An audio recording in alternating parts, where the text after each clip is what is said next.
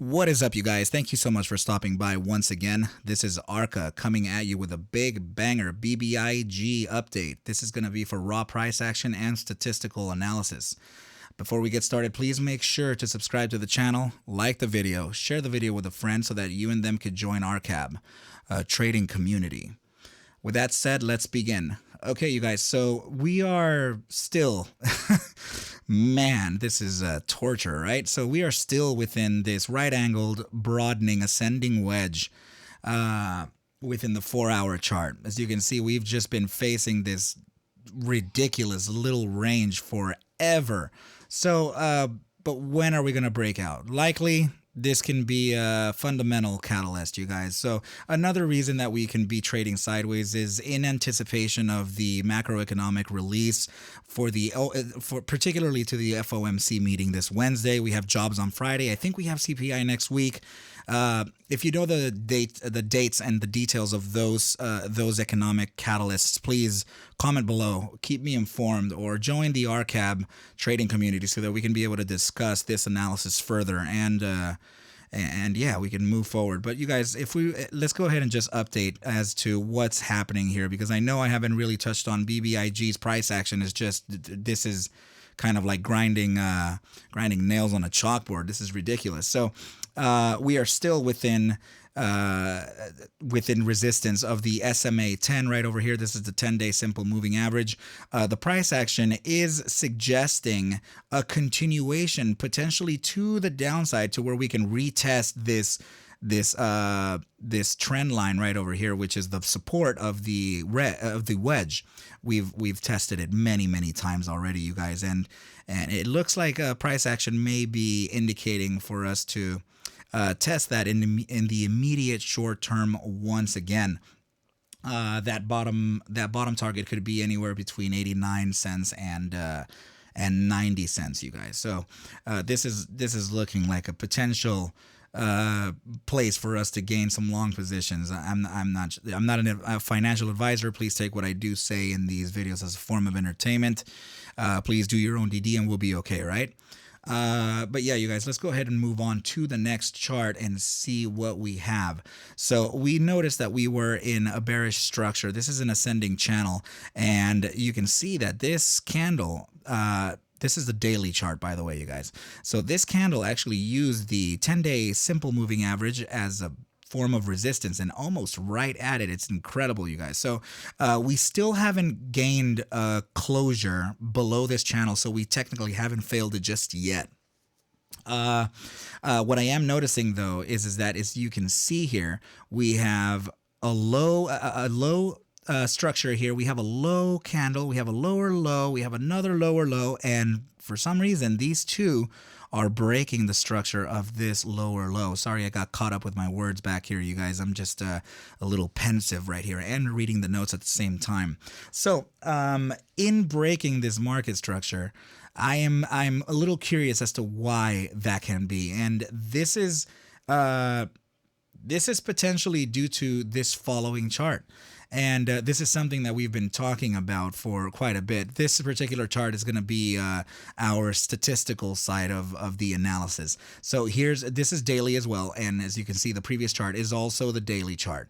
So now, but placed in a different manner. We've talked about this before, but for the newcomers, this is for you, right? So I've noticed that we're within pennant, and pennants usually happen after an upside. I mean, we do have this low right here, and we have this failure. So this can be considered a pennant, or this can be accumulation of sorts as well. Both of them are bullish.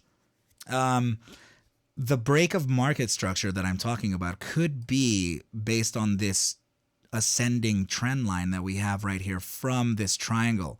So this could be a reason likely to what we're looking at in the structure. So it's interesting for us to be able to see that. And we are well within the 85, maybe almost 90% completion of this triangle here. Usually triangles like this tend to realize their breakout at about 70 or 75% completion, or as it approaches the apex. So we are pretty much there, you guys, and this can likely resolve again based on the economic catalysts coming up. Okay, so let's go ahead and look at the statistical side of this, you guys. So we're looking at volatility here, represented by this indicator, BBWP. And what we do to gauge direction, bias in direction, since volatility is direction neutral, we pair it with momentum. In this case, it would be a momentum versus volatility signature, or a profile, if you will. So our momentum indicator is suggesting a continuation to the downside. But if you can see here, I'm going to make this a little larger for us to see. We are at extreme contractive levels for a long time. Each print of this blue bar is a daily bar. So we've been down here for such a long time, and anything under the 15th percentile is considered to be critical lows. And what this is telling us is that there's a potential of a high amount of volatility incoming. So the longer it stays down here, the more it's building, you guys. So this is pretty substantial. Another thing that I want to share with you guys is the fact that BBWP for BBIG has never sat within the contractive levels this long. Please take a look that this is the entire trading life of BBIG, and this is the biggest amount of blue bars that we've ever had printed historically. So whatever we're looking at, whatever we're facing, is a macro move. This is very likely a macro move. Another interesting thing here, you guys, is that if we can look, let's see, not the 5-day, but I think the 3-day, right? Okay, the 3-day. I said under 15% is critical lows. 3-day is in critical. Let's look at the bi-daily. Bi-daily and critical. We have the daily and the critical, of course. This is the 12-hour in critical. We have the 8-hour critical, 6-hour, 4-hour, bi-hourly. We have the hourly. You guys, every single time frame, starting from the 3-day down to the hourly, is in critical percentile. This is likely a macro move that we're looking at, you guys. When we start to see every single time frame be in critical zones like this, that's indicating a massive move to the upside or the downside. But I'm partially bearish for the time being, just because price action is suggesting it. I'm long-term bullish on BBIG. I like the entirety of the fundamentals, you guys. So now let's go over those iterations. So every single time we have reversed in the daily chart from these critical lows, I've taken note of it. So you can see here, these are all the iterations from which I've by hand back tested. So I have back tested how much upside thrust versus how long the duration, and how many correct iterations to the upside versus the negative iterations to the downside. Now, we're looking at a total of 25 iterations. We have 16 correct, 9 incorrect. That gives us an average upside accuracy of 64% chances that we can go to the upside, with an average upside thrust of 62.14% over the span of about just over 15 days.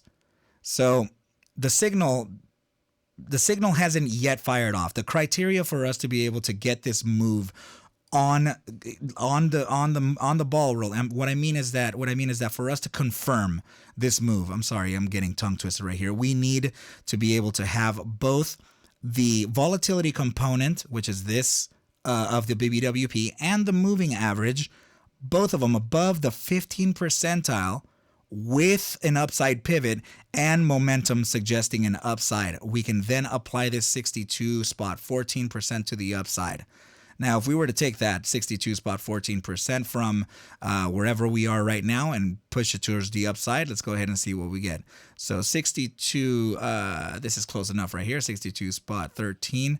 Let's zoom out just a little bit and see what we got. So it's very interesting that we would have the 62.13 or 14% land right at the SMA 200, which is confluent with, what do you know, our 1.618 golden ratio at $1.50. And if you just look right over here, you can see that this this line that I'm currently holding has been used several times. Let me just put a line here for at 150 so that we can be able to see. You can see what I'm talking about. I'm just gonna put it right there. Support. We have support. Support over here. Support. Oh man, you guys, this is definitely a key resistance for us to keep in mind, you guys. So now let's move on to the RSI. And this is supporting my downside thesis for the immediate short term, you guys. 30-minute time frame is suggesting a downside, but it is still within the shallow areas of the bear weakness percentile. So we have an RSI setup right here, you guys. This is the top zone is the bullish control zone, and the bottom zone is the bearish control zone. Both are split into two. We have bear strength percentile, bear weakness. And this is bull weakness percentile and bull strength, right? Just so you know what I'm talking about. So we have a downside pivot right here, crossing below the moving average, which is bearish. But like I said, we're in the shallow areas of the weakness percentile. So when we're in these shallow areas, we can't give it too much credit because we'll likely be gravitated towards the upside again, similar to what's happening right here. So now let's move on to the buy hourly and see what we got. Buy hourly is suggesting a continuation to the downside, which is in accordance to what we're talking about, testing the 89-cent range to the 90-cent range. And this is getting dangerously close to the bear strength percentile, but it's still an immediate short-term time frame. So this is likely to be corrective before continuing on to the upside.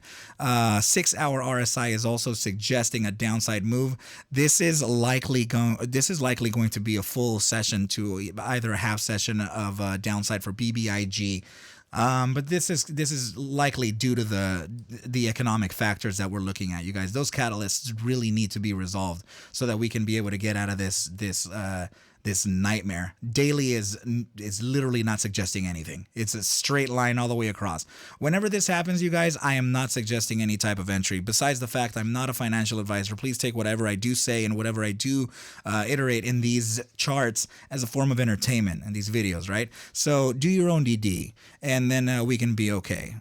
But if you want to further discuss the analyses, all of these analyses presented, join the Discord. Follow me on Twitter. Subscribe to the channel. We can further discuss these things, you guys. So I'm gonna leave those links in the description below for you guys to use. And this is actually a pretty good place for me to leave the video, you guys. If you have any questions, again, reach out to me. But until then. Actually, I'm sorry. I got tongue twisted because I'm reading, just trying to make sure that I said everything, you guys. Anyway, yeah, that's it for the video, guys. I'll catch you at the bell mañana. Adios.